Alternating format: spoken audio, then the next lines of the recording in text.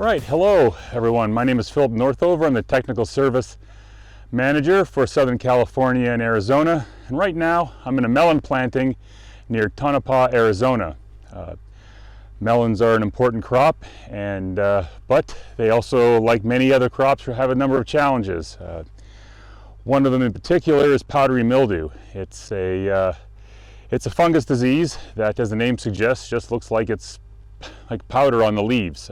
In this part of the species, Podicera xanthii, which is the much more aggressive and much more common one, as well as Eryciphe chiceracearum, which is less common but not as aggressive as the first one.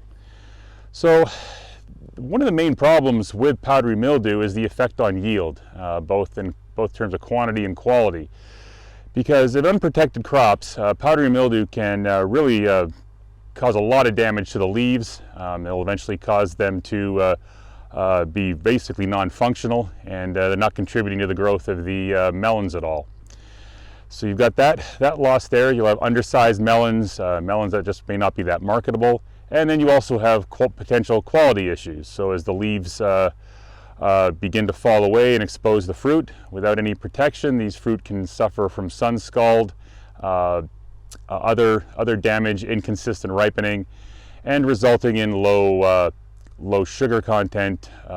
Therefore, they would be less tasty, and therefore, as a result, less marketable or not marketable at all.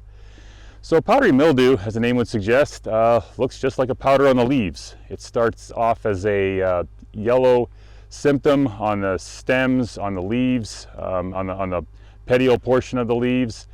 And then within as little as 3 days, or even under a week, you can start to see the first signs of the spores being produced, which is essentially the powder. All those masses of powder you're seeing are actually spores that are capable of causing further disease. Generally, the disease will show up first on some of the lower leaves, deeper into the canopy, the undersides of the leaves, and also tend to be on older tissue. So typically you start to see symptoms more dramatic on those plants that are actually starting to bear fruit, although you can have the disease earlier than that. Also, relative humidity is very important for powdery mildew.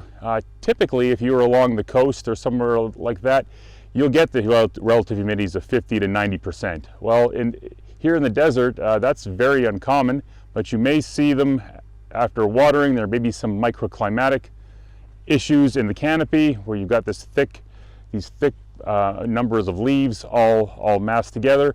But even below 50% relative humidity, you can still get infection, sporulation, the spread of spores, and good colonization of the plant. So even at conditions as dry as we have here in southern Arizona, you can still get significant outbreaks of powdery mildew.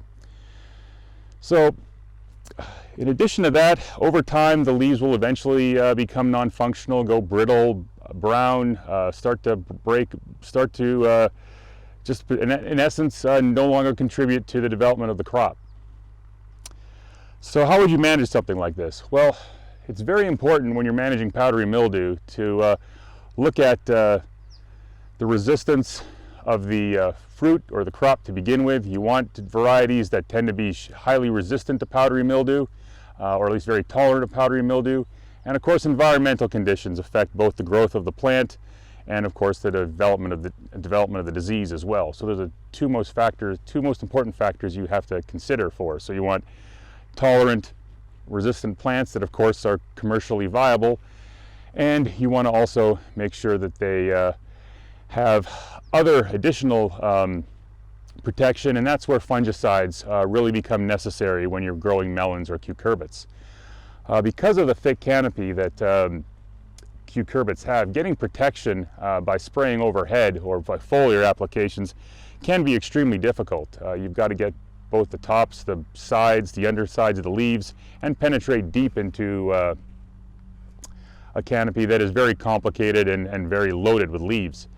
So you typically want to go there. In that case, you want to look at a systemic product, something that's either translaminar or is actually capable of going through the plant and conveying protection from powdery mildew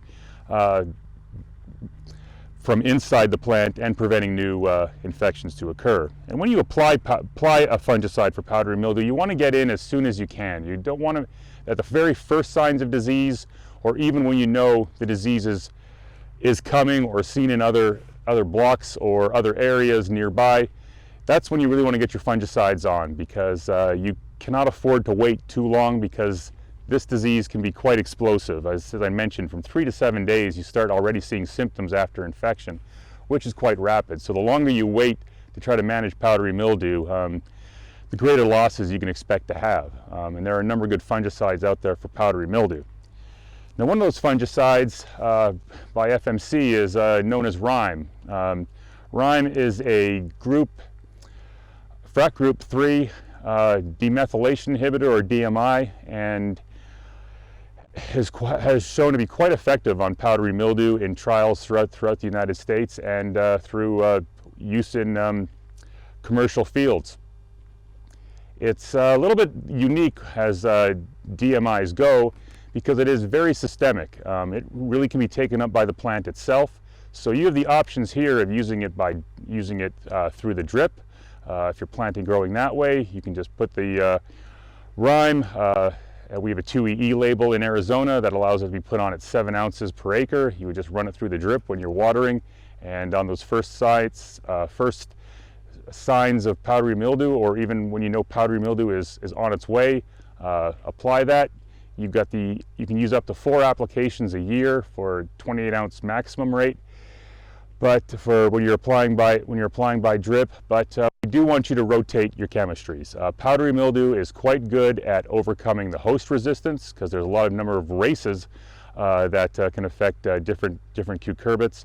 And in addition to that, powdery mildews as a whole are quite good at overcoming fungicide resistance. So we definitely want you to use different modes of action when you're applying your fungicides. So going back to Rime can also be applied as a foliar if you're going to do it that way. You've got a 5 to 7 ounce acre option there. Again, a maximum 28 ounces per acre per year.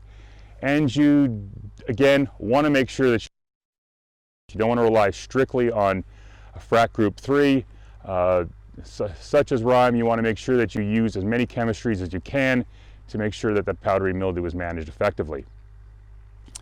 So that in a nutshell is basically what there is to managing powdery mildew, and through resistance, and through host resistance, and also fungicide applications, again through drip or by powdering or through the foliar, and that pretty much covers it. So for FMC, my name is Philip Northover. I'm the Technical Service Manager, and have a great season from planting all the way to harvest.